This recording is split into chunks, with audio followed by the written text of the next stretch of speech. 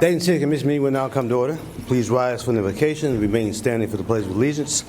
And this morning, the invocation will be given by Commissioner Fairchild. O gracious one, as the cool morning breeze awakens us and refreshes us, may your spirit blow among us, awakening us and refreshing us. Help us be mindful of those responsibilities we have for those in our care, and inspire us and guide us that we may be bold, creating a community where all have opportunity and the ability to thrive. May it be so. Amen. Amen.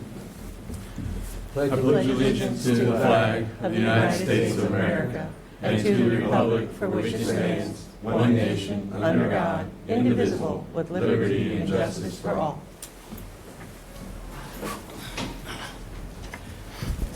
Okay, Ms. Blackshear, may I have the roll call, please? Mayor Mims. Aye. Commissioner Joseph. Aye. Shaw. Aye. Fairchild. Aye. Turner-Sloss.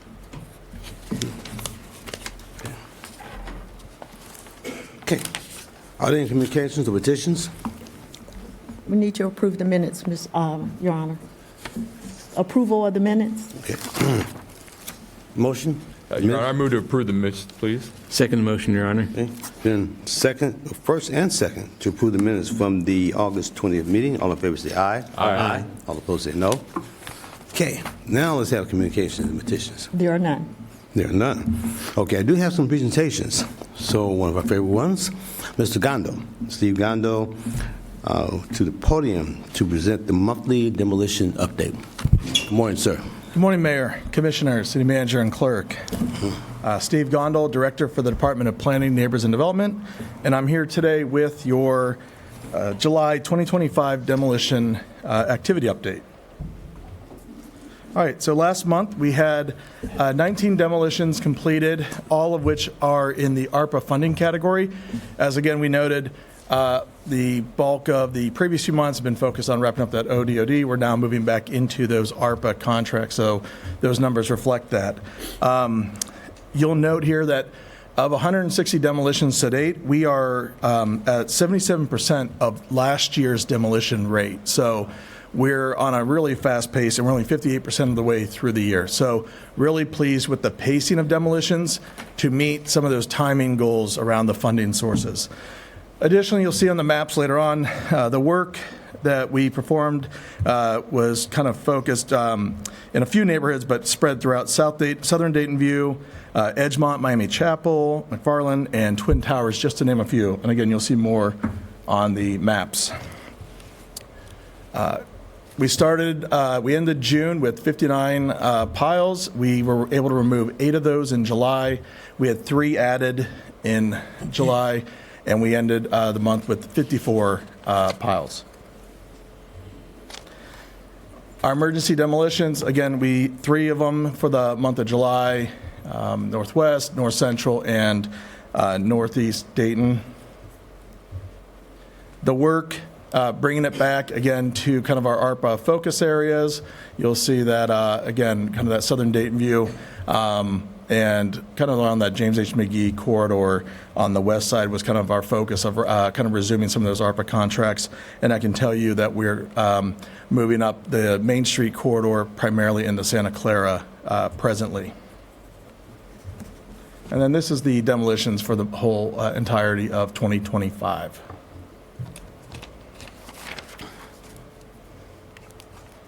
In July, we added 12 properties to structural nuisance. 5 were due to fire, 7 were due to blight. 8 of those were houses, 3 of those were garages, and 1 was a commercial structure.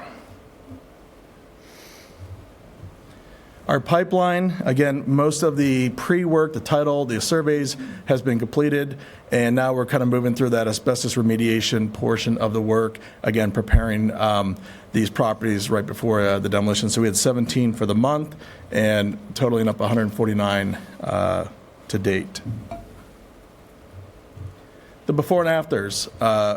You see here 40 West Fairview, 222 West Fairview, 222 West Fairview. If you know that site, if you look on Google Maps, no matter which angle, front, alley, 3D aerial, you cannot see a house. It was both dilapidated and overgrown. And so the crews there, in addition to removing the structure, also did a phenomenal job of clearing back just extensive overgrowth, brush overgrowth that also was impacting the neighbors and neighborhood. So again, it's not always just about the structure, but mindful about the size and diameter of the overgrowth that we take down, less than 6-inch diameters, because brush also lends to additional problems.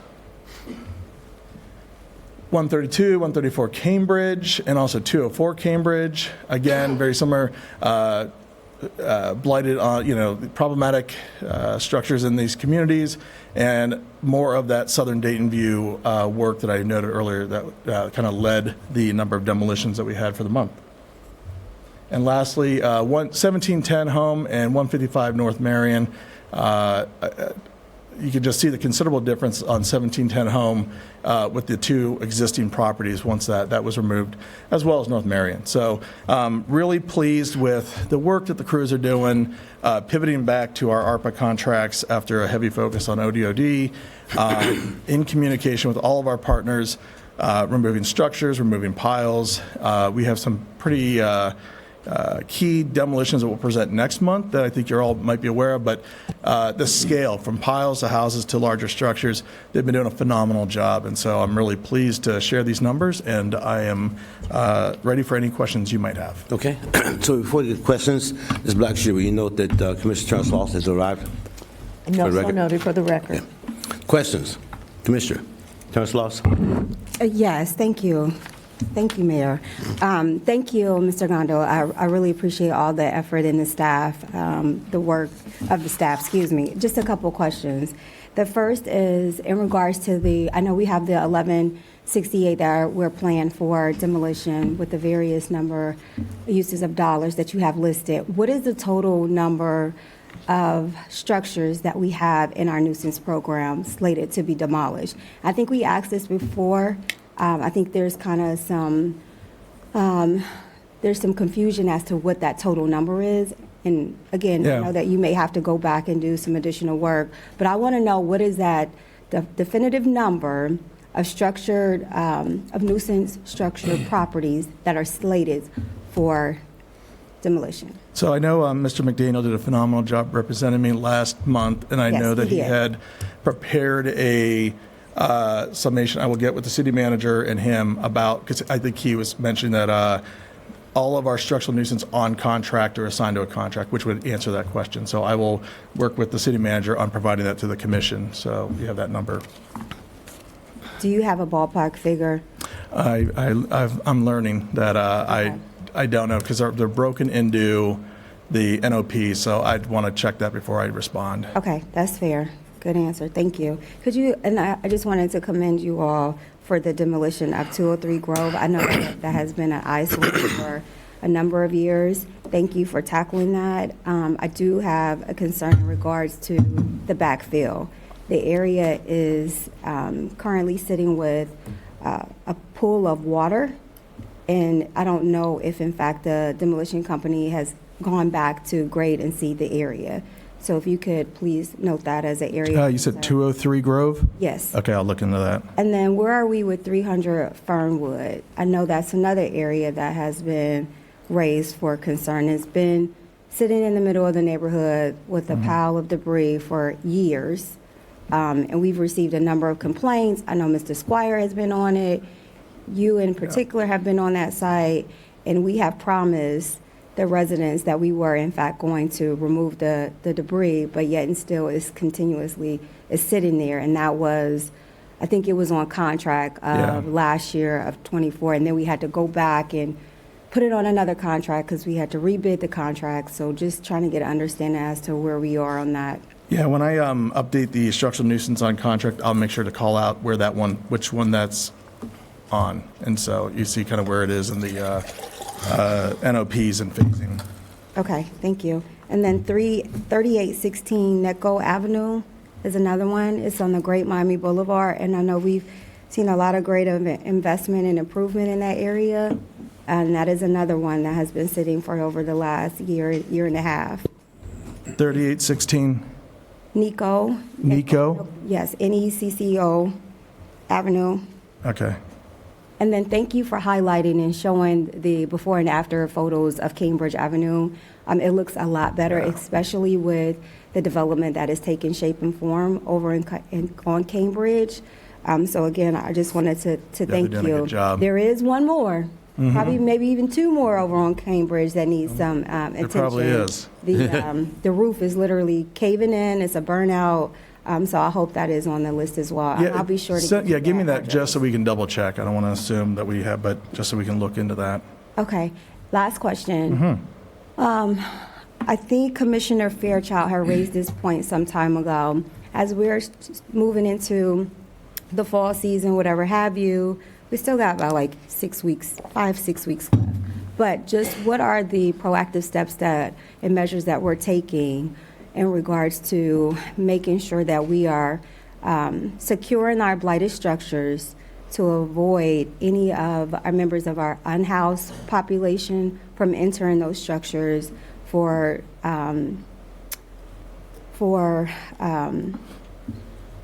placement as we move into the inclement weather.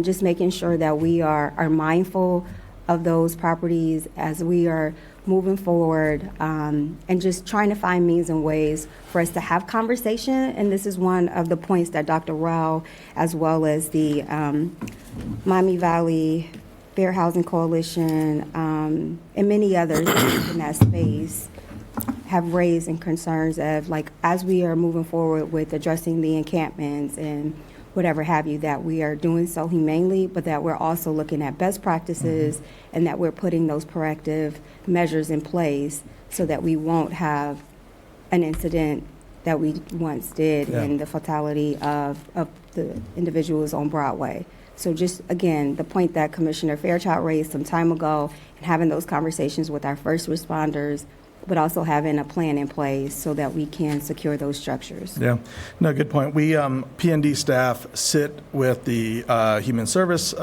representative, Yes. police, fire, so that, for that very reason, that we're aware, but also we can inform back to those groups in terms of if they're out, if the fire, if the GROW team or police are out, that they can report back to myself and James so that if we need to follow up and our staff needs a reboard, or if we need to send it out to our contractor. But we are both, active, kind of a two-way channel there, so that for that very reason, that we are aware of where populations are moving. We know where our boarded structures are, so we can kind of keep a focus because they are obviously very attractive, and so so we want to be mindful that we're keeping an eye on those. Thank you. So, Ms. Dixon, if I may, could we please have a memo or just an update as to what those best practices that we're using or executing, and then when in fact we have a plan, or when an encampment is slated to be removed, just so that we can make sure that we are adhering to a number of those best practices. Because what we're finding that even with the encampment that was removed by the House of Bread, once that was done, the individuals are just moving to another location. So what are we doing on the ground to make sure that they're getting service, the support that they need, or if in fact they are getting assistance into a shelter? Because we don't want individuals to move from one place to another. So I would just ask if we're looking at those best practices, and again, this is a point of Dr. Rao, is that we are in conversation, we're notifying those who work in that space so that we can work collectively together. And then if we could be notified as well, because we were not notified of the last encampment removal. So I would just ask for that courtesy so that we can, in fact, let our partners know, so they can hear it not only from the electeds, but the city administration as well. So there is no confusion as to, well, we didn't know. Everyone would know, and everyone will be, in fact, informed. So thank you so much for your work. I really appreciate your leadership. Great job. Thank you. And please extend our gratitude and appreciation to the entire department. I do. Thank you. Okay, thank you. Commissioner Fairchild. Yeah, thank you for this report, Mr. Gondel. I really appreciate it. Can you help me make sure I understand this right? Were there any demolitions in 2022 that go into that 1,168 numbered demolitions? Yeah, so I was going to, what I'm going to do at the year end, I'm going to fold, because we started with this kind of shared tracking sheet obviously, in '23, which is why it's easy. We're just talking with the team yesterday, working now to go back to '22. We have the information, but bringing it into the same kind of tracking. So '22 and even parts of '21 roll into this. So my plan was at the year end to do a final, kind of more thorough, bringing those back in, because those are part of that 1168. So good. It was one of the things that I notice every month I work on. It's like, all right, we've got to go pull back these numbers. And so I figured the year end, what I do is I will, once all the data's in, we might have a few kind of like audit where like corrections where something gets put in late. So we'll do a final kind of accounting, and then I'll bring in the 22s and the 21s that are part of this. So we have a full picture for that final year of the plan before we get into it. And in the pipeline, there's 149 that have been through the asbestos Yeah. abatement. Those are ones that are yet to be done, or does that include some that have already been demolished? Some have probably been done. Those were just over the course of the 2025, the number of properties that we've either paid for a title report, a survey, and a remediation. So likely the ones from January, February, March have already been demolished. That's just that rolling number because we are using funds to pay for those services. So that, Okay. But yeah, that is that final step before we move them into the demolition. All right. Thank you, Mr. Gunn. Thank you. Okay. Commissioner Shaw. Yeah, just thank you for this report. I rode around some of the neighborhoods over the weekend. It's really impactful. Also, congratulations on Cornell Market. It's really making some motion there. I think there's just a pile of steel left. But thank you for that great work. Appreciate the report. Thank you. Okay, Commissioner Joseph. Thank you. I just want to add my thanks to you, your staff, contracting folks, everyone that's worked on this. We're right in the middle of a big plan here to finally clean up these things that have been blinding our neighborhoods. One of the biggest complaints that we get when we go to neighborhoods, as you know, because you hear right from us after those meetings. So we really appreciate your work and your staff's work. It's transforming the face of Dayton. It is. Thank you. Okay, my comments again are very similar. Thank you so much for the work that you're doing. We see it all over the place in terms of things that are happening. So again, to you and your staff, thanks for great work. Thank you, Mayor. Thank you, Okay. Commissioner. Okay, next, Mr. Nat Gann, who's the Deputy Director of Management and Budget, to the podium for an opportunity to give us an update on the Dayton survey. Good morning. Good morning. One second. Okay. Good morning, Mayor. Good morning, Commissioners. Good morning, City Manager, and good morning, Clerk. And you gave me a promotion, Mayor. I'm just the Division Manager, not the Deputy Director, but I will take it.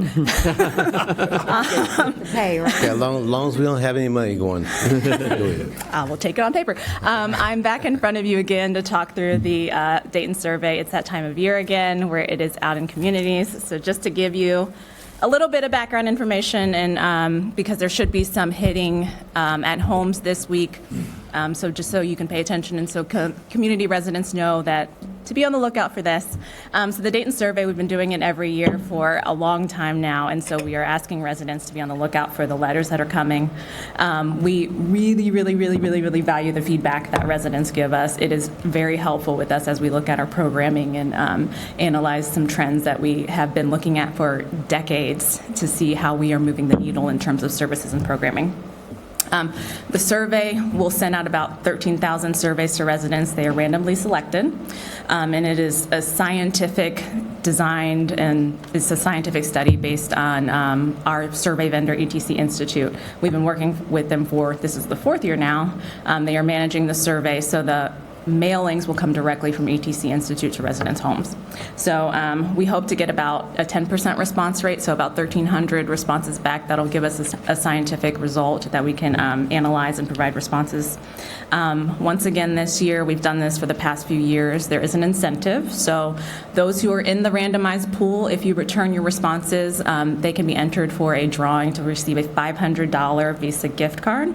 That will come directly from ETC Institute, but they will select the resident at the end of the survey cycle once it closes.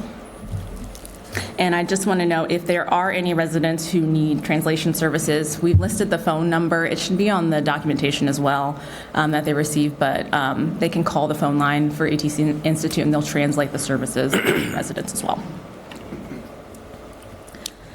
As I mentioned, these surveys have started arriving in homes this week, so if you see the letter, please don't ignore it and make sure you fill it out to give us some valuable feedback.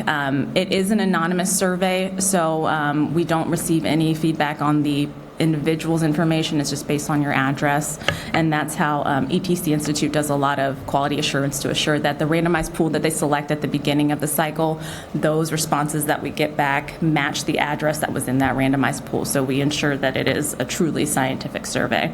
And we ask residents to submit it back within 2 weeks of receipt, if possible. And then, as I mentioned, all the responses are kept anonymous. We don't receive them back. It goes directly back to ETC Institute for their analysis. And then we receive at the end of the year a nice report and a summarization of all the results for us to provide an update to you all and to the community. Through our, we have a dashboard out there that's a public-facing dashboard that we provide the results on. As in years past, we are collaborating with public affairs and community engagement to kind of get the word out there in the community. I know it's kind of difficult because we say it's a randomized study, so just those in the random pool, just be on the lookout to make sure that you can participate when you receive the letter. So that is coming. And then lastly, as I mentioned, all results will be publicly available at the end of they'll be available at the end of this year, and then the beginning of next year, so kind of first quarter of 2026, we will provide an update, and it will be through a work session with the dashboard results for the 2025 results and some of that trend line analysis that we do every year. So if you want to see the prior year results, they are on our website and management and budgets page on the city website. And if anyone has any questions, that's my contact information. But if you have any questions for me, that's it. Okay. Commissioners, questions, thoughts?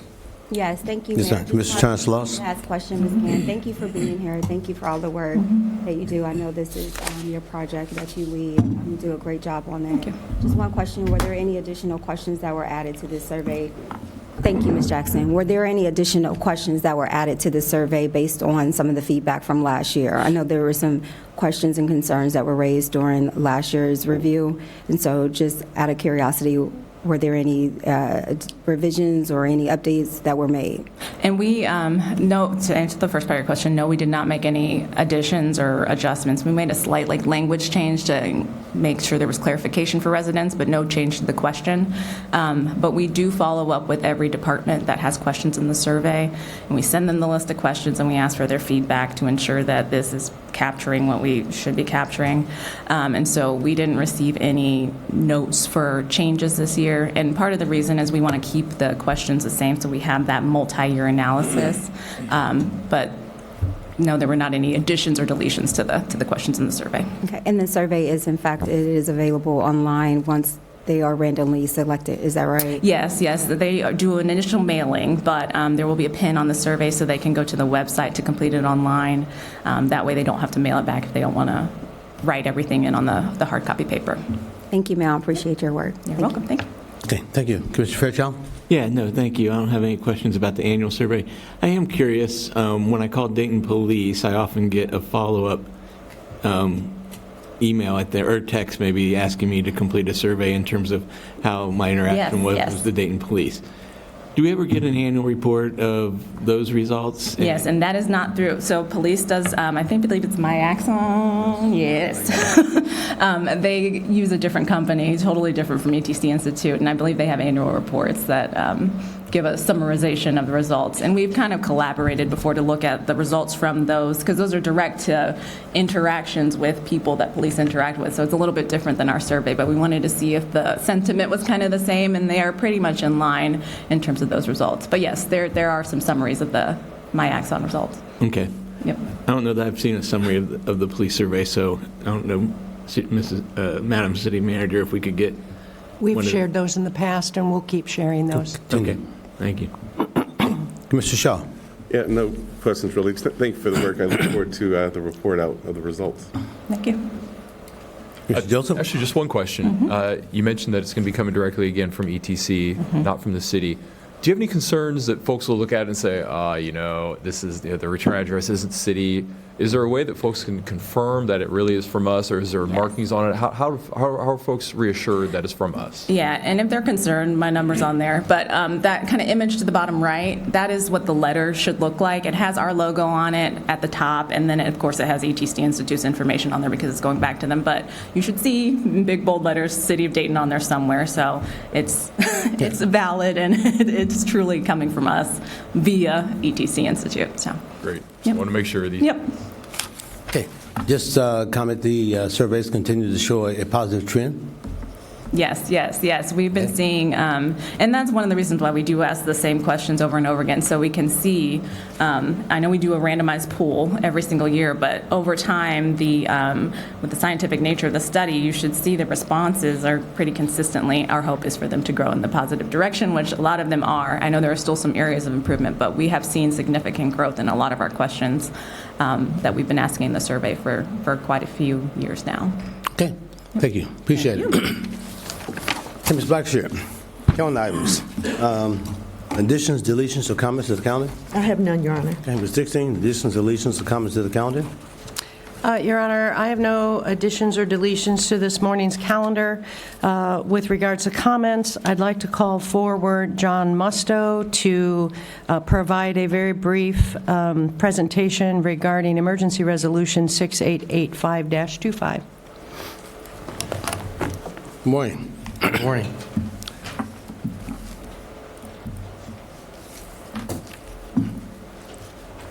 Mayor, Commissioners, City Manager, Clerk. We have the final piece of legislation now for the hospital levy.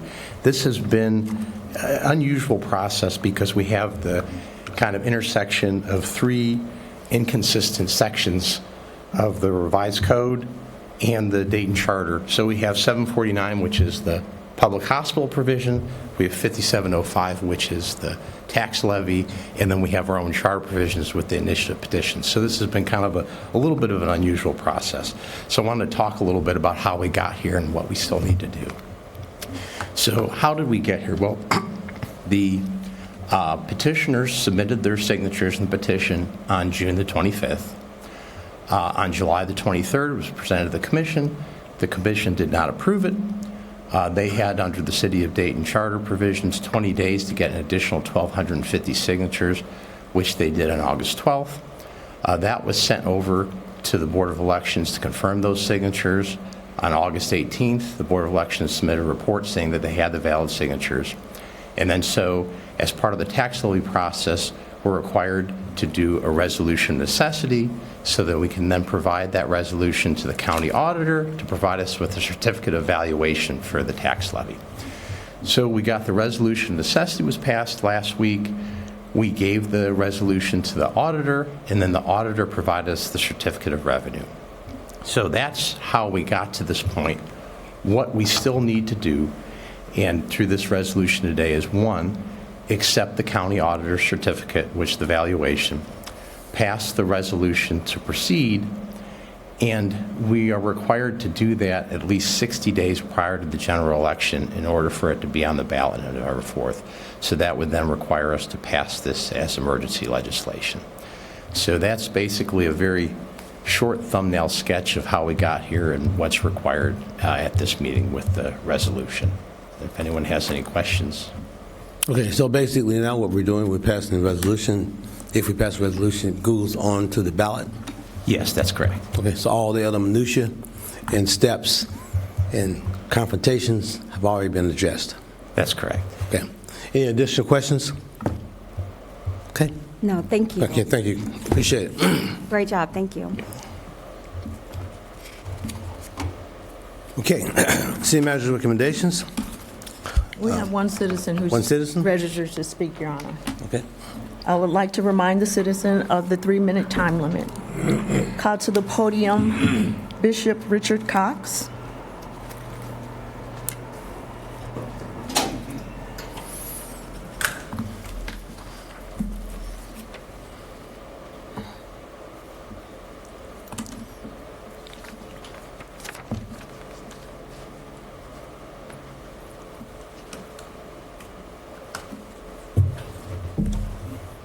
Good morning, everybody. Good morning. Morning. I'm Bishop Richard Cox, 1453 Liscombe Drive, Dayton, Ohio, and I'm the president of the Clergy Community Coalition. I wanted to take this time to publicly thank the CCC Board of Directors, to thank the Ballot Initiative Committee, and all of the citizens who signed the ballot initiative, and to thank you for passing this resolution on an emergency basis.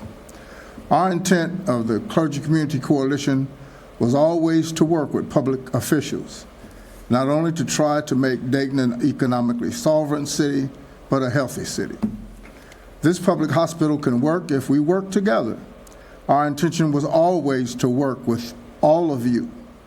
And so as I stand not only representing the citizens who will go out and vote for this, but I stand for the disabled, for those persons who a public hospital would give adequate health care, who have no insurance or are underinsured. So as we stand here today, let's do this together. This is a workable solution. It can happen, and it's something that would benefit the city of Dayton and for all of those who live, work, and play in this city. We're going to continue to work hard and get our campaign ready to make sure that every citizen knows that they have a right to vote on this and that we have the people's interests at heart. But we want you to know we are still interested in working with each and every one of you. That was always our intention, is to make Dayton a better and healthier place. So I want to thank you. I'm asking you to help us work this together, and let's work with other county and local officials and put this thing together and make the citizens of Dayton happy and to know that Dayton can work with elected officials. Thank you for allowing me to address you this morning, and God bless each and every one of you. Hey, thank you, Bishop Cox. Appreciate your comments. Thank you, Bishop. That is all, Your Honor. Okay. Commissioners, comments on city manager recommendations. Commissioner Turner-Sloss. I don't have any. I just would like to know calendar item number 4, and I just have one question in regards to calendar item number 4, just highlighting that we did in fact meet the participation goals, so thank you to our Public Works and Civil Engineering Department. Just out of curiosity, what are we doing in regards to signage? I know that this particular project, West Stewart Street enhancement, the lighting, the bump outs. So my question is in regards to signage, and then we're seeing a lot of unfamiliarity, if you will, with the bump outs. And so people, i.e., example, Main Street, a number of people, because they're not used to it, they're literally tearing up the curbs and the enhancements that we've made. So do we have a reserve to address those areas because, again, the investments that has been made? And then also, are we following up with signage, and are we doing any additional PSAs just to bring awareness to everyone that we are making these adjustments for safety precautions, whatever have you? Yes, Commissioner. As we do with any of our road designs, we have robust community engagement to involve those neighbors and stakeholders that are within a certain distance to have input with the design period.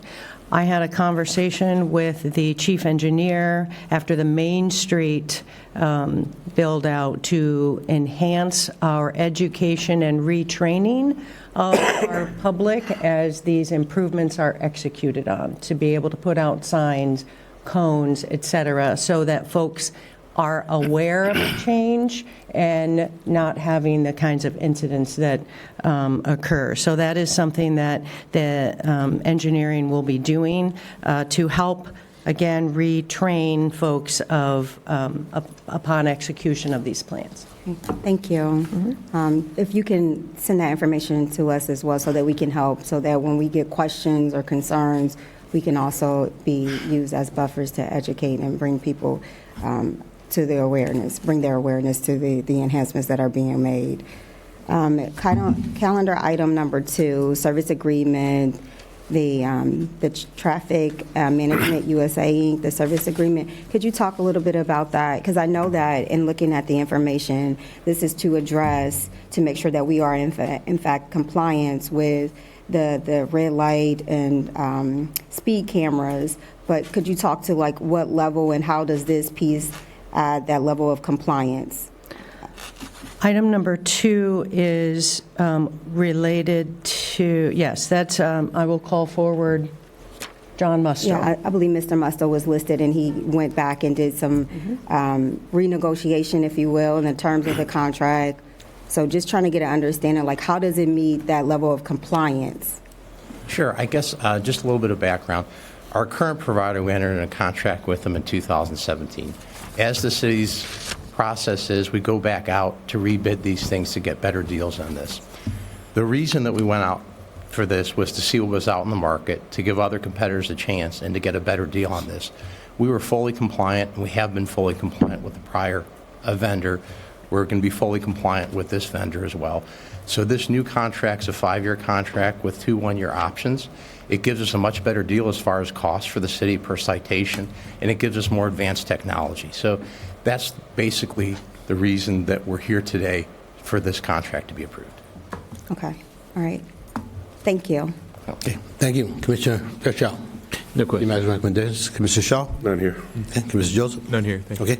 All right, may I have a motion then to approve the city manager's recommendations? I move to approve the city manager's recommendation. Second the motion, Your Honor. Been probably moved and seconded to approve the city manager's recommendations. All in favor say aye. Aye. All opposed say no. Okay, legislation, Ms. Blackshear.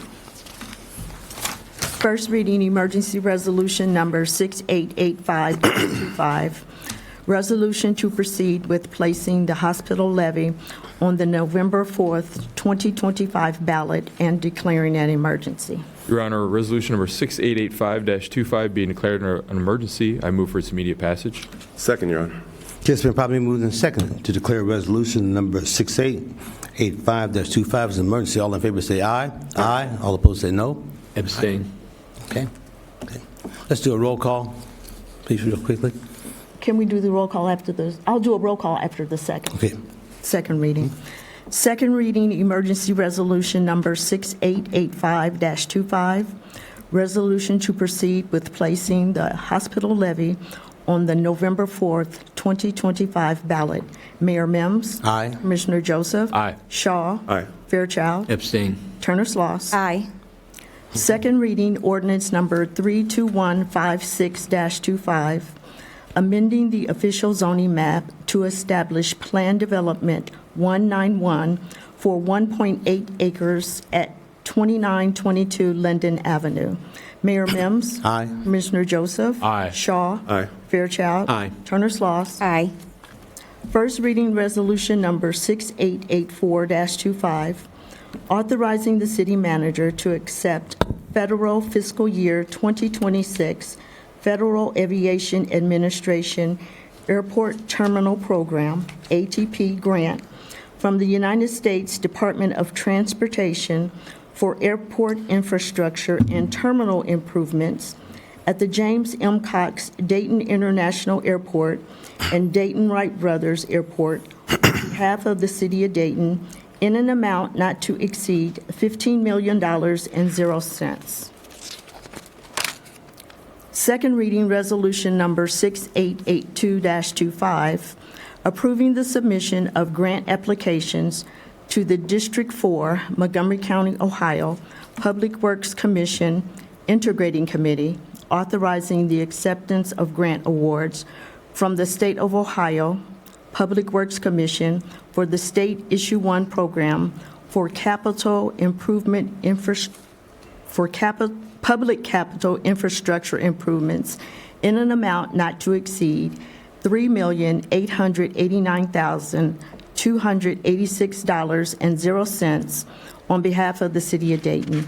Mayor Mims. Aye. Commissioner Joseph. Aye. Shaw. Aye. Fairchild. Aye. Turner-Sloss. Aye. That concludes legislation, Your Honor. Okay, Ms. Blackshear, do we have any citizens who are registered to speak? One citizen has registered, and I'd like to remind that citizen of our 3-minute time limit. I call to the podium David Wood.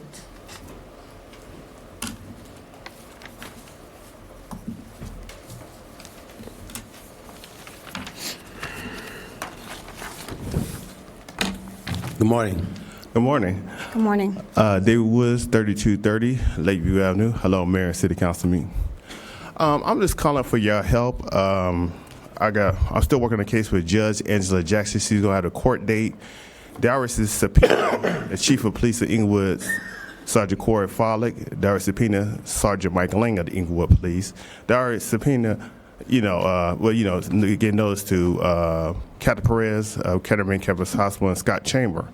I asked at the Marion City Council meeting that y'all talk to Judge Angela Jackson and tell her that y'all want the Chief of Police of Inglewood, Sergeant Corey Follick, to testify against Captain Perez and Scott Chamber of the Kettering Police because they said that they lied on me, and that's why I got trespassed. I need to see my dad. And Sergeant Mike Lane, the retired from the Inglewood Police, he said that no one from the Inglewood Police ever told that lie, so I got trespassed illegally. And also, the pretty white woman, child Bernice Newish, I asked the judge put her on the stand and have her tell the judge that she see my dad got slapped and choked by the male nurse in Kettering Hospital and put him in shock because they didn't put it in his medical records. That's very crucial in there. And then I gave the list of all the doctors and nurses in Kettering Hospital, which I got on there, and I asked that she put them on the stand because she's still reviewing it. And after they put her on the stand and tell her that they never did tell me that my dad is dead, not alive on this earth, and publicly tell me that my dad is dead, not alive on this earth because I didn't see his dead body. When you don't see the dead body, I feel like somebody, like I said, I know he's dead, but in my heart, I don't feel he's dead, even though I know he's dead. So that maybe 90% feel like he's dead. And then since I didn't see his whole body, not 100%. My dad served in the Vietnam War, and he's a preacher. Christine McDonald, Civil Rights Commission, she's done her investigation. She has caught Captain Perez in a lie. She's going to get a report for me. And she caught the hospital lie on me, too. I talked to Channel 2 News about videotaping it. I wrote to Judge Angela Jackson to have them come in the courtroom. I requested y'all ask her to have Channel 2 News videotape the courtroom because definition of character, my character has been tarnished. And I got a comedy show on DATV called Dayton People where me and Eric, we do jokes, talk about we the ladies man in Dayton, Ohio. But my dad's a preacher, and I used to be his producer and did minister warfare. Well, my dad won't be a preacher, so I want to follow his step. So I want to start his ministry, and me being a preacher too, and preach as evangelist like he started off, and then eventually become a preacher, get my license. And I want to go ahead and preach on this TV show, and my credibility is messed up. Until I had the chief police clear my name, I cannot preach like my dad wanted to preach on TV because nobody's going to take me serious. So I asked that y'all go ahead and let that happen, talk to her, and I appreciate what y'all doing. And I definitely want Channel 2 News to put that on TV because my name to be clear so I can start the ministry. Thank you. Have a good day. Thank you, Mr. Thank you for your comments, Mr. Wood. That concludes the speakers this morning. Excuse me, ma'am. Excuse me.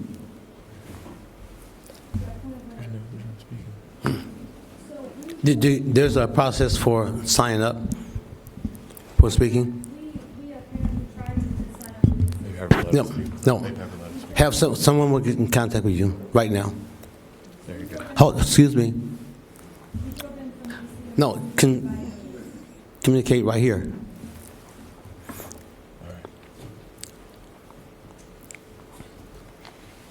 Just tell us they're not recognized. Okay, thank you. Ms. Dixon, any closing comments? I have none, Your Honor. Okay. Ms. Blackshear, any closing comments? There is the police reform update work session immediately following the meeting in the PRC. Okay. Commissioners, closing comments? Thank you, Ms. Blackshear. Turner-Sloss? Yes, just a couple of comments. First, I inadvertently missed a formal resolution that I wanted to highlight from last week. It was formal resolution number 1014-24, supporting and protecting the neighborhood Social Security, Medicare, and Medicaid offices. I just want to thank our law department. Thank you very much for doing the form and correction of this legislation. I also would like to thank my colleagues. In particular, thank you, Commissioner Joseph, for working with me on this, as well as Mr. Shigley. I'm very proud, inadvertent, contrary, I should say, to what others may think, this is just an example of some of the legislation that I've been able to introduce, to draft and introduce. So again, I really want to thank my colleagues. Thank you, Commissioner Joseph in the Law Department, and Mr. Shigley as well. A couple of other things that I wanted to mention as well. This past weekend, again, there was a number of things happening in the city of Dayton. Would like to congratulate all of the recipients Many of my colleagues were there for the Wright Dunbar Credit Union gala that took place. I think all of us were there. And so, Correct. again, congratulations to all of the recipients, as well as the renaming of Gettysburg Park. All of my colleagues, we were there as well, once again, and just like to uplift the work of the Black Lives Dayton, the new Black Panther Party, as well as the Westwood Neighborhood Association, and many of the members of the Dayton African American Elders Council who were present, and many others. Dayton Unite for Human Rights, they were also in attendance. So just a number of events that took place, just highlighting our history, Joshua Dunbar, as well as providing an additional safe place for our youth so that they can have recreational activities that they can engage in. I would also like to highlight very exciting news. I believe that it was released yesterday. Kettering Field is now starting to take shape and form. It will be, I believe, the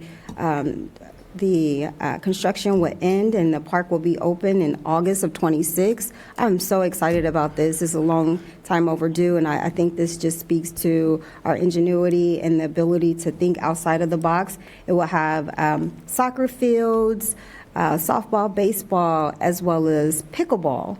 So again, just thanking the staff for really utilizing this space where a number of individuals in the city of Dayton, near and far, will be able to take heed to this particular site with a number of recreational activities. I can't wait for us to host soccer tournaments, or as my kids would say, Mom, it's not soccer, it's football. So very excited about that. So kudos to our Recreation and Youth Services Department. And thank you to Bishop Cox, Mr. Ivory Young for being here, as well as Mr. Woods. Thank you for your comments.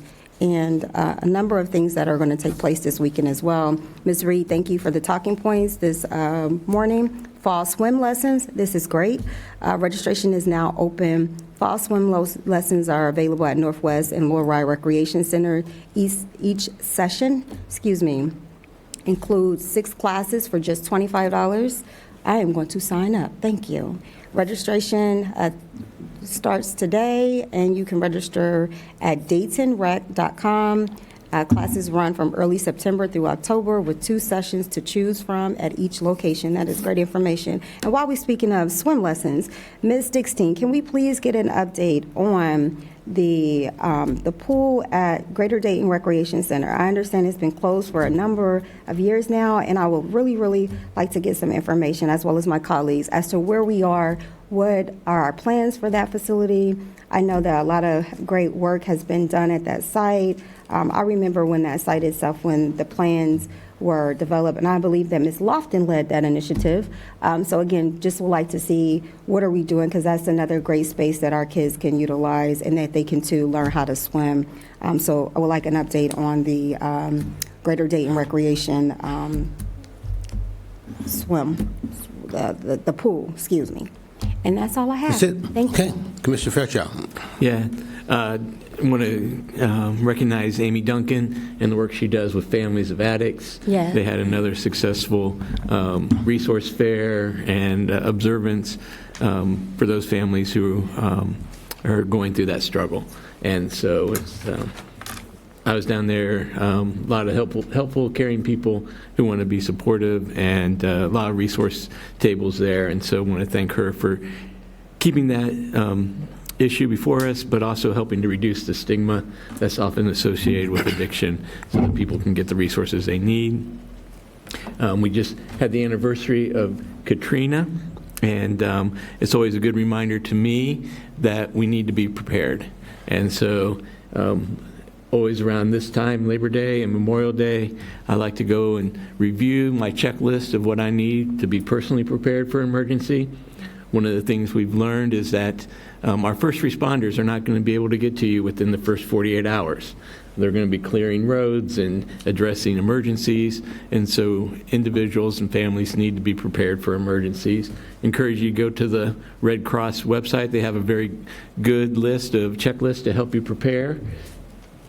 Things like having enough water for that 48 hours, food, being prepared to evacuate if you need to, making sure you have important documents on hand, a planned emergency contacts, and having cash on hand. And so I find Labor Day and Memorial Day are good times to review whether your family's prepared for an emergency. Reggae Fest is Saturday, so encourage people to come out and have a great time at Reggae Fest. And then finally, as we come to the Labor Day weekend, I want to thank all our labor partners for the work they do every day for our community and for the well-being of our city, and for workers of all in all capacities, because our labor partners help to keep the safe spaces, good wages for all workers. And so for what our labor partners do, and I hope everyone has a good Labor Day weekend, and take a moment to thank those people, labor organizers who have fought hard for the protections and wages that we all enjoy. Okay, thank you. Commissioner Shaw. Yeah, thank you for that. Just a couple announcements. Girls in Aviation and STEM Day is happening September 28th, 10 a.m. to 3 p.m. at the National Museum of the Air Force. This free event gives students ages 6 to 17 hands-on experiences in aviation and STEM, plus a chance to learn from industry professionals. You can register online on the museum's website to join that. The Miami Valley Urban League's third annual college tours are happening this September. High school students will have the chance to visit Wright State, Central State, UC, Sinclair, UD, and Miami University. And these tours are open to all high school students with a priority for juniors and seniors. Transportation and food are provided, but spots are limited, so you should register today on the Urban League's website. Okay, thank you. Commissioner Joseph. I just want to thank my colleagues for the excellent comments. I just have one more to add to that, and that is the first Global Roots Dayton Riverfest is coming up. They're looking for musicians, dancers, arts and crafts vendors, and more. They're hosting that in coordination with Welcome Dayton. It's coming up on October 4th at Triangle Park in Dayton. If any of those things sounds like that's you, you can register, sign up to participate at oisn.org. Hope to see you there. Okay, thank you. I'd like to first of all mention the aspect we kicked off this past Monday, I guess with 24 young people who are working with our group to have young peace ambassadors as far as this community is concerned, primarily focused over at Westwood. And that's one of the hot spots that was identified by the police, and so we're working again with young people to teach them those conflict resolution skills and then use them to teach some of the younger people as well. So that group of young men and some young ladies in the ages of 14 and 16, and they will all be receiving those skills. Very much necessary as far as this community is concerned. Additionally, I'd like to thank the NAACP for the program they had this past Monday as well, in terms of recognizing all of our area high schools and schools in terms of some of the great programs that they have throughout this area. Additionally, and lastly, maybe not last, but talking about the great pancake breakfast last Saturday. 300 people received world-famous pancakes by yours truly, and they all had a great time. And just wanted to mention, Commissioner Fairchild did mention about those who are being involved in cookouts. Be safe. Those grill masters who are out there, because sometimes we had individuals who are a little too heavy on the heat and fire, and not that you just burn the food, but I want you to burn up yourself. All right? So, love and peace for all, and hatred for none. No further business coming before this commission. This meeting is adjourned.